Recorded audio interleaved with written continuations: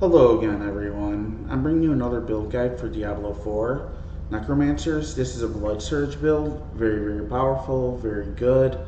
So I'm going to go over the skill tree, the Paragon Boards, the Book of the Dead, and the aspects for the character. You can always find information for my build guides in the description below and the comments below. It'll have the order for everything.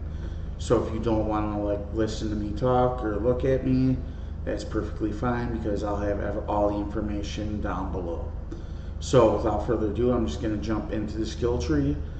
Just for your information, you want to have all these points when you reach after you get level 50, because it's not an exact science, but you're going to want to have all these points when you hit level 50 for the skill tree. So here we go. First, you're going to take a Hemorrhage, and then you're going to have Enhanced Hemorrhage. That's just going to be the middle. You don't want to finish it off with the two ends. Moving down the tier, you're going to take everything into Blood Surge, and you're going to take Paranormal Blood Surge to get a chance for, or get a guaranteed overpowered when you use 5 Blood Surges in a row while you're healthy. Then to finish off this tier, you're going to take Hewed Flesh, and this is going to create more corpses on the ground for you to Corpse Explosion. Then moving on down the tier, you're going to take Blood Mist, all of them, and you're going to take Ghastly Blood Mist, so you leave corpses on the ground when you use Blood Mist. Then you're going to take all the points into Corpse Explosion, and you're going to finish it off with Blighted Corpse Explosion and make it a Shadow Damage Corpse Explosion.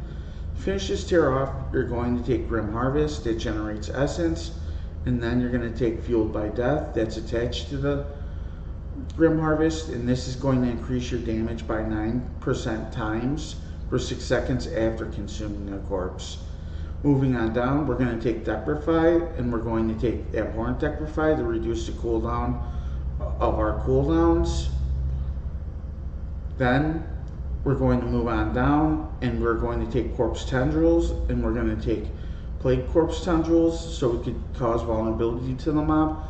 And as always, Corpse Tendrils stuns and slows mobs at the same time. So it's a trifecta. You're getting a lot of debuffs for 1 point and getting vulnerability as well. Then you're going to do the blood section of this tier. You're going to take 1 point in Gruesome Mending. Then you're going to take Coalesced Blood. And then you're going to finish it off with Tides of Blood. That increases your damage of Overpowered.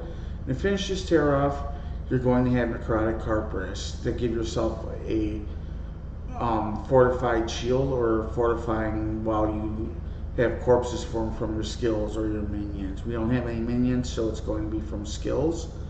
Going down to the ultimate section of the skill tree, we're going to want to take Bone Storm and take all the points for Bone Storm. And then we're going to take Standalone for more damage reduction without minions. And to finish off the tier, we're going to take Memento Mori for more sacrifice bonus. And we're going to be sacrificing all of our minions in this build. And to finish everything off, we're going to take Shadowblight.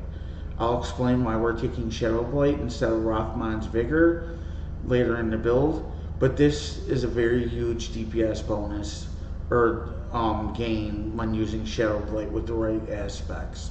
So that goes over the skill tree, and as always, like I said before, make sure that you have all these points after you reach level 50. Because when you're not level 50, you're going to have to move and switch them around quite a bit in order to get everything. So that goes over the skill tree. I'm going to jump into the Book of the Dead really quick and go over that very fast. First, we're going to sacrifice Skirmishes, the Skeleton Warriors, for more crit chance. Then Skeleton Mages, we're going to sacrifice Bone for more overpowered damage, which is 40% times damage.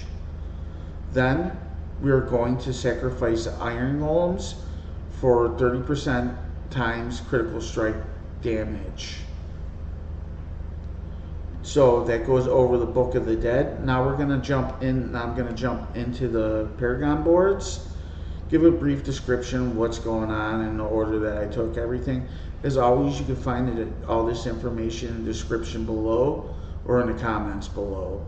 So without wasting any more time, I'm just going to jump into the starter Paragon board. And you're going to take Prime for more damage, then you're going to take Knowledge for more damage, and you're going to take the Glyph Socket Control, which is going to increase your damage to crowd-controlled enemies, which is going to be done by Decrepify. Then you're going to take Preservation for more armor, and to finish off this Paragon board, you're going to take Resilience for more resists and maximum life. I went up the boards and I took Bloodbath for 50% times increased overpowered damage. This is going to be your first stop as well when you get this board. Then you're going to take Powerhouse, and to finish off the build, the Paragon board, you're going to take Essence. This is a great slot for Essence because you get a lot of requirements for it and plus requirements. And then to finish off this Paragon board, I'm sorry I said that before, but you're going to take Harden because you want to get the Dexterity right next to Harden. You probably won't be fortified very much with this build, but it's worth taking this because you're going to get the Dexterity right next to it. So I went right from the Bloodbath board and I picked up the board Bone Graft. And from here, you're going to want to run, and you're going to want to pick up Reinvigorate for more maximum essence and essence on kill. Then you're going to want to pick up Tenacity for more maximum life and armor. And to finish this board off, you're going to want to take the Glyph Socket, and you're going to want to get Sacrificial. This is going to increase your damage when you have no active minions by 10% times. So, and then you could just finish off the board by taking Uridite, and that's going to increase your resist and intelligence. It's very easy to get the requirements for Sacrificial right here, so that's why I took it here. I'm only level 83, so there's going to be a lot more points if you're higher level than me. That goes over the Paragon boards. I'm going to jump into the characters' glyphs and gear. I'm not going to go over the character's gear because you could definitely get any stats that you want. I'm not going to sit here and tell you what you need to get for your gear. That'd just be ridiculous because everybody wants to play the game their own way and get the stats that they want. But I'm going to advise that you can pick up total armor percentage for every piece that you could actually get it for.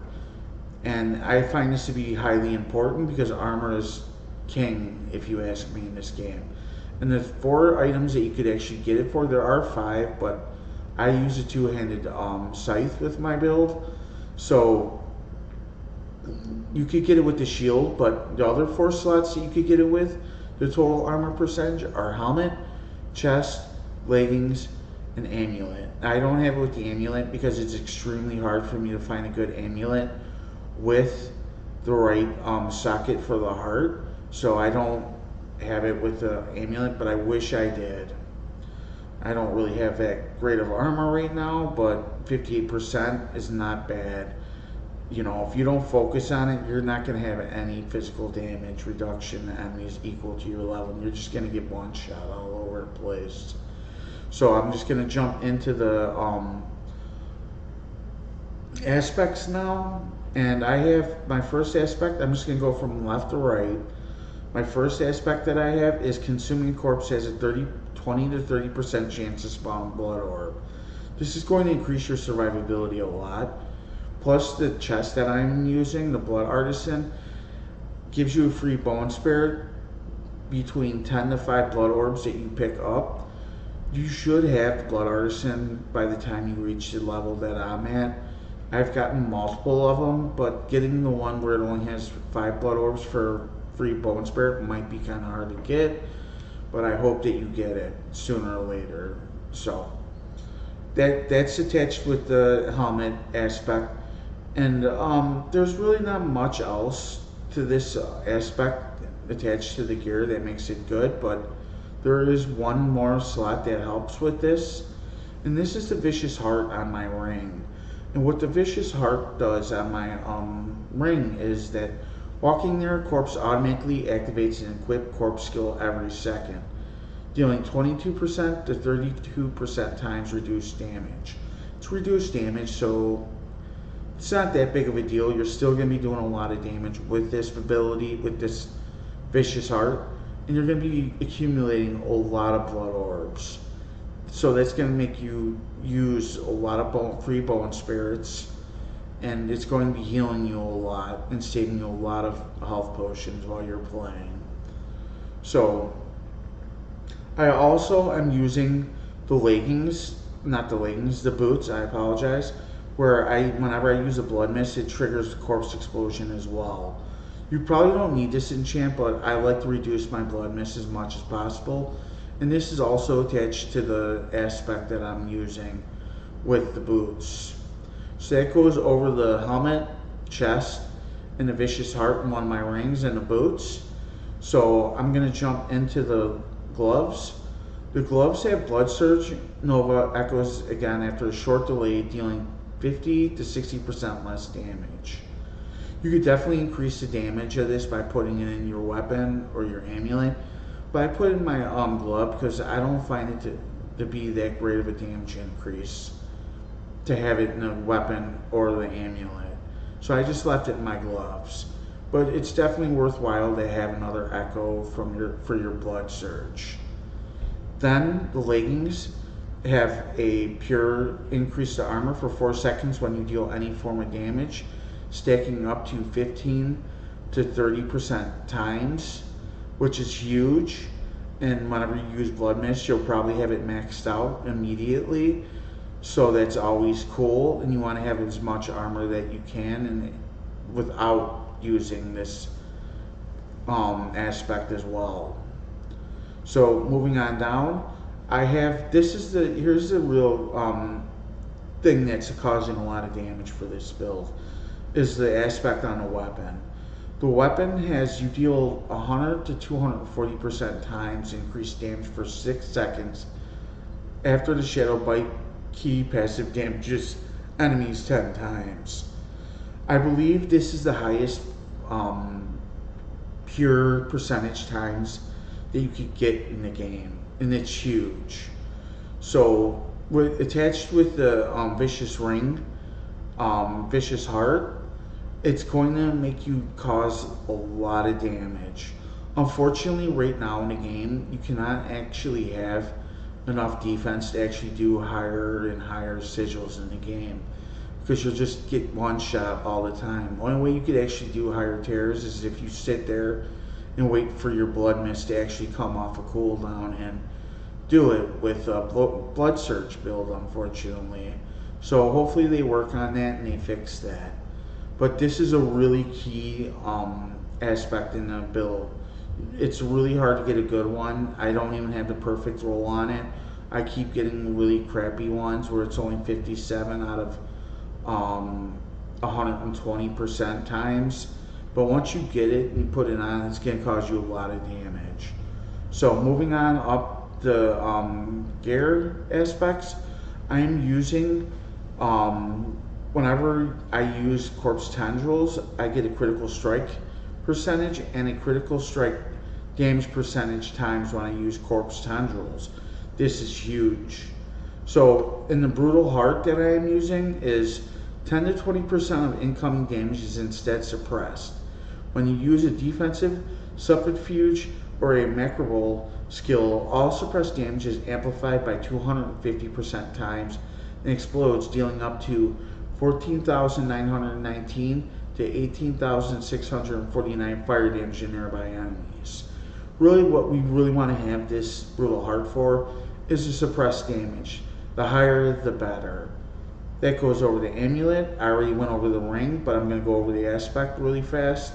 And the aspect is gain 20 to 40 of your primary essence, in this case essence, for every 25% of your life that you heal. This is going to help maintain your essence when you're trying to kill elite packs or whenever you're getting hurt, of course. I already went over the Vicious Heart, and this is the one where you use a corpse ability that's activated on your bar automatically. And to finish off the build, I'm going to go over the Vengeful Wrath and aspect. The aspect on Ring 2 is whenever your blood skill is overpowered, you gain 20 to 50% attack speed for 4 seconds. This is huge. It's going to increase your damage a lot. It's self-explanatory. The more haste you have when you're using Blood Surge is going to cause more damage when you do it. So, pretty obvious. So, to finish off the build guide, I'm going to go over the Vengeful Wrath Heart. And what it does is it critical strikes and all subsequent damage within 4 to 2 seconds is absorbed by your target. Then the absorbed damage erupts onto the surrounding enemies. Stored damage is increased by 14% times per second. And I believe that would be like around, I don't know, it's like about 48 to 46% times damage, I believe. I haven't done the math. I just know it's a lot of damage. And this is one of the other keys to doing a lot of damage with the build. As always, thank you so much for watching. After this build guide, there's going to be a video of me doing a level 50 sigil at level 83. That's like about 20 levels above my own level. It's not always going to be picture perfect if you're doing that high of a sigil, but you're definitely going to be able to do very high sigils. You're going to be really tanky, and you're going to do a lot of damage with this build. So as always, thank you so much for watching. I hope that you learned something and that this build does you well, and thank you again for watching. Bye everyone, have a nice day.